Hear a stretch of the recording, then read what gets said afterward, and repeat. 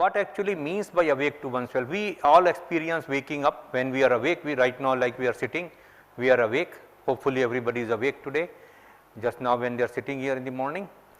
But what is actually means by awakening of the self?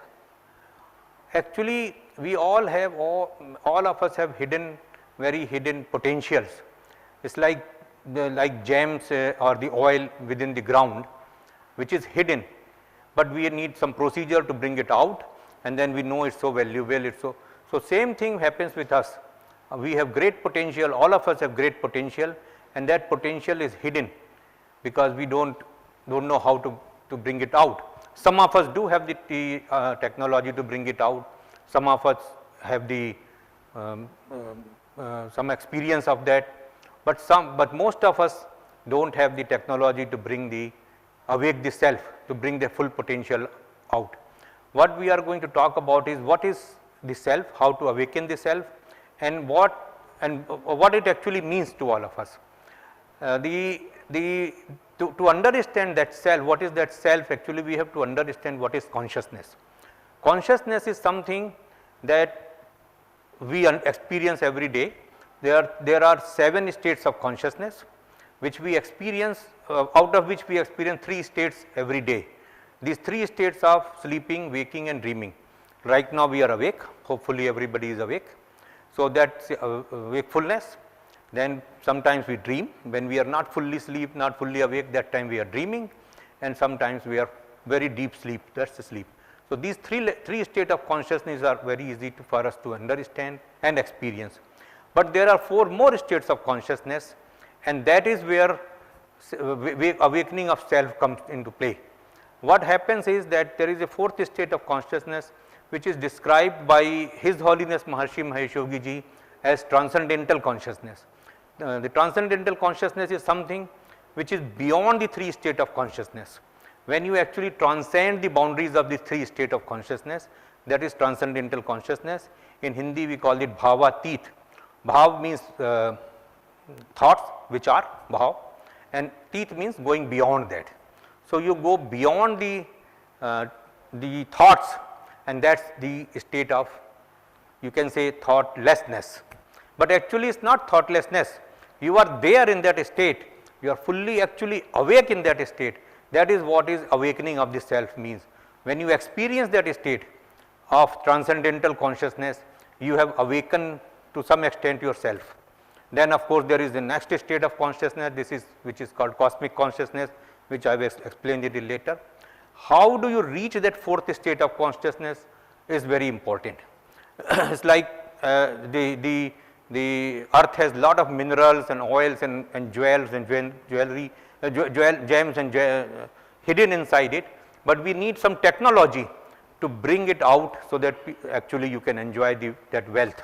Same thing in our awareness, our consciousness is hidden, our talent is hidden, our potential is hidden, and all of us, every one of us has very great potential and very great potential to achieve anything and come to any kind of success.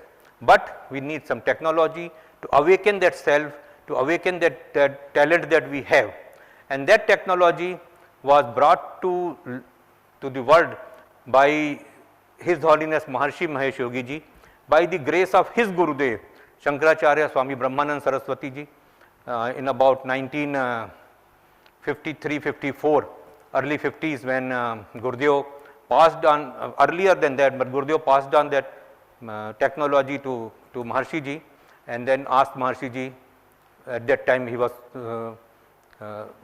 very young at that time, Maharshi Ji, to go out around the world and pass this knowledge of how to unfold the hidden potential of individual, how to enliven the self, how to awaken the self, and then people can realize their full potential and live a life of very successful individual in their life, in their society. Now this, how it happens? It happens through the regular practice of transcendental meditation. Transcendental meditation is a technique that Maharshi Ji brought to light and to explain to everybody. He started in late 50s. In around early 60s, this was actually the technique from India, but Maharshiji went all around the world and explained to people what it is, how it is done and all that. And then I think in 1963, where we started a movement in India called spiritual regeneration movement. Spiritual regeneration movement means regenerating the spirituality. Actually, awakening the self, when we talk about awakening the self, we take it from our scriptures. Our Vedic scriptures describe how to awaken the self, how to go to that level of transcendental consciousness, how to achieve that level of transcendental consciousness. Therefore, Maharshiji connected that with spirituality and then called it spiritual regeneration movement. Spiritual, there is another awakening which is called spiritual awakening, when you actually realize who you are, what you are doing here, what your purpose of life and all that thing. So, we go into more detail if necessary, but that is a spiritual awakening. Right now I am talking about very simple awakening.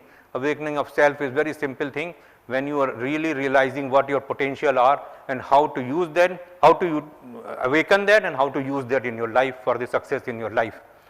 Maharshiji started this movement in India in 1963, around that time, and then it spread all over the world also around that time, and then he was teaching this meditation technique to people all over the world and explaining them that you can, by practicing of transcendental meditation, by practicing the technique, you can, and a lot of people got benefited from it.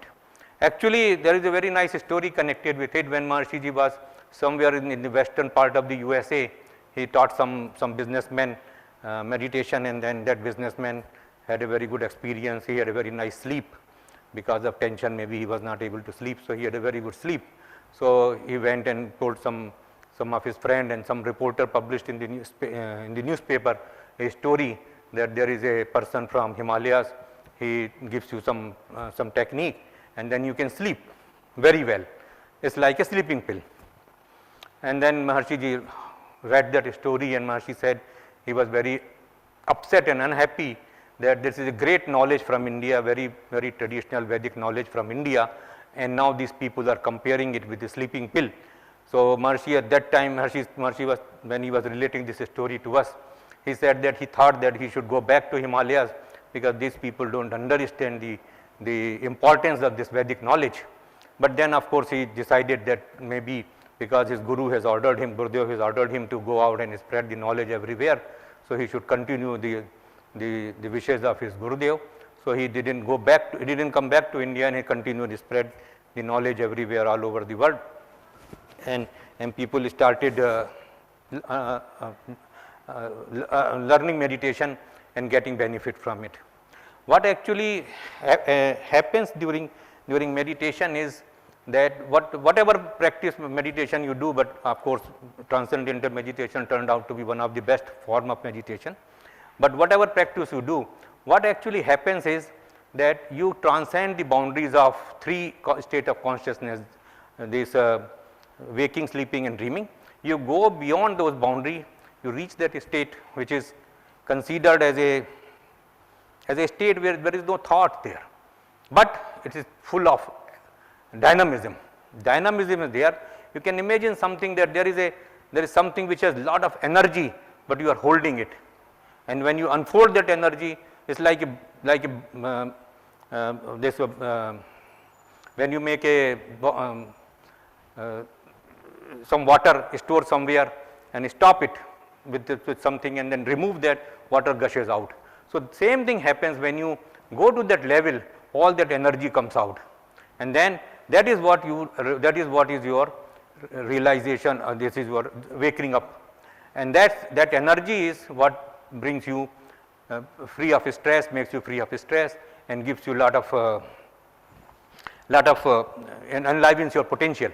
So this happens during the practice of meditation, but this happens for very short period during initial days of meditation. When you practice it for longer period, then it goes into longer period means it stays for 24 hours, 7 days a week. So you are in that state of wakefulness. Your inner is awake for all the time. When Lord Krishna was explained to Arjun in Bhagavad Gita in the battlefield of Kurukshetra, he was explaining to him, and in one place he mentioned Yogastha Guru Karmani, What is that yogast? Yogast means to establish in yoga. Yoga is something which is the combination of various aspects, and Maharshi Patanjali in his Yoga Sutra described that the yoga is the connection, the combination of dharana, dhyan and samadhi. Dharana means ichha, dhyan means meditation, and achieving that fourth state of consciousness is samadhi. So you connect that dharana, dhyan and samadhi, bring it out there, and that's the yoga. And then that's what Lord Bhagavan Krishna was telling Arjun, that you have to establish yourself in that state of yoga and then perform your action. Why he was saying that? Because it is found that in that state of yoga, when you are in that state of fourth and fifth state of consciousness, all things are positive, your thinking is positive, because there is nothing negative in that, because that's the pure state of consciousness. There is no negativities there. So when you are established there and you are performing action from that state of consciousness, then your actions will be right. Then you don't have to worry about your actions, because always your actions will be right. When Lord Krishna says, you do the karma, leave the result to me. He didn't say that. Everybody says that Bhagavan Krishna says that you do karma and leave the result to me. He said, do karma from the state of yoga. Yogastha kuru karmani. You establish yourself in yoga and then do the karma, and then the result will be my responsibility. But if you don't establish yourself in the state of yoga and do karma, it's not, Lord Krishna is not going to help you. So you have to establish yourself in yoga. That's what yogastha kuru karmani means, and that's what Lord Krishna, when he was telling Arjun that you leave the result to me, you leave the result to me only when you do the action, take the action from the state of yoga. So when you take the action from the state of yoga, then there is no negativity there. There is no, and that is because when you are reached that state, you are fully awake to your full potential. You are fully awake to your full potential. You know what you are. You know that whatever you are going to do is going to be positive, is going to be life supporting, is going to be beneficial to the society. All your actions coming out from that. Maharshi ji also described that state of fourth state, this state of consciousness where all the laws of nature reside. Laws of nature are the laws which the whole universe is governing. There are man-made laws which are made by our constitution. Those are man-made laws, but there are laws of nature which Maharshi says Rig Ved, one of our Vedic scripture, is the source of, is the book of laws of nature. So if the laws of nature reside in the, they are available in that state of consciousness, that means you act according to laws of nature, because you cannot violate the laws of nature. And when you don't violate the laws of nature, you act according to laws of nature, then all your actions are positive, life supporting, beneficial to the society. That is the meaning what? Awakening yourself. You got yourself awakened, you got your full potential. Whatever action you do, whether you are a good writer, you are a good businessman, you are a good actor, you are a good whatever, good lawyer, good doctor, good surgeon, whatever you are doing perfect in your, you achieve perfection in your field, because you are acting from the level of yoga. You are acting from the level of transcendental consciousness. That's the purpose of, that's what means by awakening. This whole thing when went on with many years, and Maharshi ji was teaching here and everywhere and telling everybody that you have to awaken yourself by practice of yogic practice of transcendental meditation. And then there are of course various advanced techniques of transcendental meditation. They go into further detail of meditation and further advancement. If you want to in your life, then they go to that level. But when you are in this state of consciousness, whatever you do is perfect. What happens there, and why it is so? It is so because very simple thing that Maharshi ji said it happens is that you are free from all negativity when you go to that level. And negativity is what? Stress. The stress that that we accumulate every day from our whatever daily life, that stress is completely removed when you go to that level of para, that level of transcendental consciousness. And that's why, because if you are fuzzy, if you are thinking not correct, if you are not properly slept, then whatever you are thinking is not correct, and at that time you don't come out with the right decision. Somebody asks you a question, some of your colleague, your boss or your subordinate asks you a question on some issues, and since you are not thinking correctly, you may not give him the correct answer, and that means you will give a wrong answer, and then whatever they do based on that answer, that will not bring positive result. So if you are awakened in yourself, if you are stress free, whatever thoughts come to your mind are positive.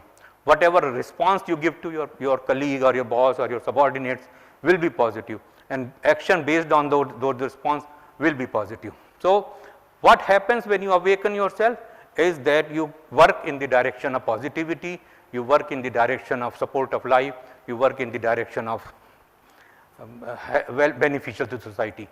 This is the idea of waking up oneself, and the whole purpose of doing that is to be beneficial to the society. What Maharshi Ji did was, when he was teaching transcendental meditation, then he of course started training teachers of transcendental meditation, because he thought that he only teaches, then he will need many years to teach the meditation to everybody. So he trained teachers, and then hundreds of thousands of people have learned meditation, thousands of teachers have been trained, and all that happened. And then Maharshi Ji said there has to be something to, because there is a saying in English, whole is more than the collection of parts. When whole is more than the collection of parts, then why not put all the people together, maybe 100 people, maybe 1000 people together, and let them meditate. What will be the effect? Will be, if 100 people are there, will it be 100 times the effect of meditation, or will it be multiple times of 100, because all of them are meditating together? So a lot of experiments were done in many cities around the world, and it found out that when people are meditating together, they are all in that state of transcendental consciousness, together at one time, together meditating, then a lot of positivity happens in the surrounding area. And based on that, Maharshi Ji made a comments, and then later on social scientists agreed with it, that when people meditate together in a big group, then a lot of positivity happens in the area, in the society, in the world, and negativity comes down. Based on that, then Maharshi Ji said that if a large group of people meditating together in one place, anywhere in the country, meditating and doing advanced practice of meditation, then there will be peace on earth.